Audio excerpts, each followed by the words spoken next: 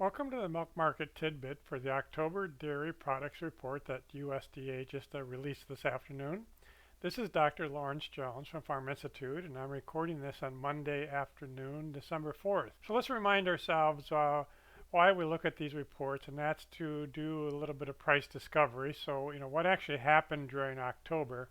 Well, butter came up 49 cents to 323.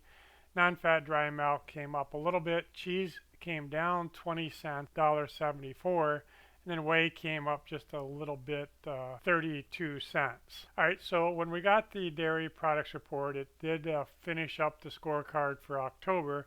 And what we're most interested in is these two rows here, which is the cheese production and then the butter production. I will orient you to all of these graphs, which is historical data with the current month, which is October, are the red dots. The green dot is the seasonal adjusted number based on previous changes from September, October. And then the final red dot is how that the particular variable came in. So this is overall daily cheese production, and it was below the seasonal adjusted level.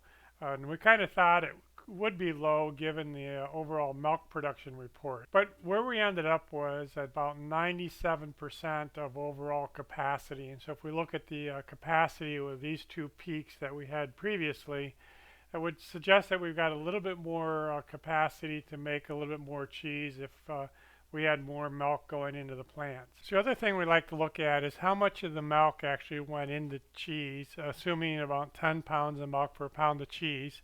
And overall, it came in a little bit lower than the seasonal number, now above the trend, but would have suggested that a little bit less milk went into cheese than would have expected that based on last month. And again, this is our overall milk production. I didn't get a milk production report tidbit done, but it came in low, and so we were expecting milk production to be down and hence some of the overall products to be down. We also knew that during cheese stocks, for October were basically flat, and so if we've got down production and flat cheese stocks, that says demand must have been particularly poor. Along with cheese, whey is made, and so we find out that the whey production was actually down. We had a surplus of whey back here a month or two, but it actually was come down almost a trend line and off of the seasonal number. If we look at the individual components of cheese, American cheese was actually down off of this trend line as well as off of the seasonal adjusted number. But cheddar wasn't that different. And so there's the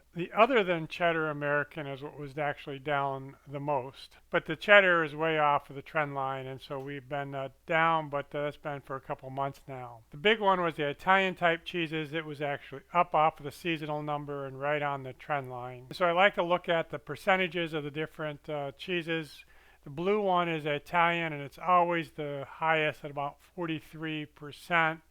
And it actually came above trend line this month, whereas American, which includes cheddar, runs about 40%, and it actually came down. And then the cheddar came down a little bit less, and it was just about at trend line. The other cheeses are right on trend line. With the dairy products report, we can calculate the rolling disappearance, because it's actually hard to look at disappearance on a monthly basis. So what I do is a rolling 12-month, in which case we add this October, take the previous October off. Couple of things to note here is this has been extremely flat here for quite a while, but the black line is at the top of the blue line, which means that the production is higher than the disappearance. And we've got about 38 days of excess cheese in cold storage. This is going to suggest that we need about 9.4 million cows to meet this demand. Last month we were 9.37. But that's plus or minus 20,000. So we want to keep an eye on this 9.4 million cow number. We'll turn to butter. Butter came in above the seasonal adjusted number, a little bit below trend line, but it was overall a bit stronger. And more of the fat was accounted for in butter than we would have expected seasonally. Again, off trend line a little bit, but more fat went into butter. Cottage cheese had been on a big rip coming up, and it actually came down quite a bit from where we seasonally thought it would be.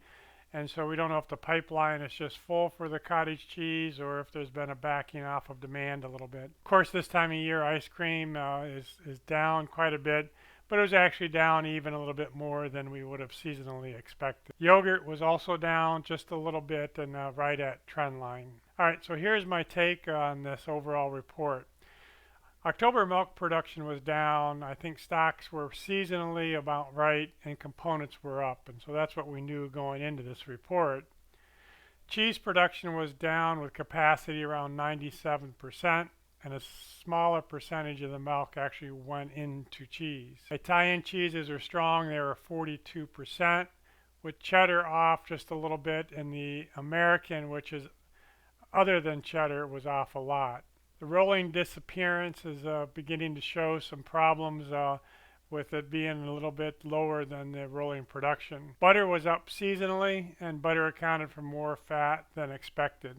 And so a lot of people keep counting butter out, but to my mind, it just kind of keeps having a second life and coming back, and it's been up on the spot market here recently. Ice cream, cottage cheese, and yogurt were all lower than expected seasonally. So this is a little bit confusing to kind of put all this together. So we knew milk production was down. I'm not sure it was down as much as what USDA thought it was, and so we'll wait for the next milk production report. But it pretty well came together that the higher components allowed butter to be up, and overall cheeses were down just a little bit. And so I think it probably all came together in the end. And a lot of the lower milk production probably ended up in the class 2 kind of products of cottage cheese and ice cream. So this was the dairy products report. Tomorrow is going to be the global dairy trade. Again, the futures are suggesting it's going to be very strong. The pulse was suggesting it's going to be very weak, so it's going to be interesting to see that. And then we're going to have the first national dairy sales report for December on Wednesday.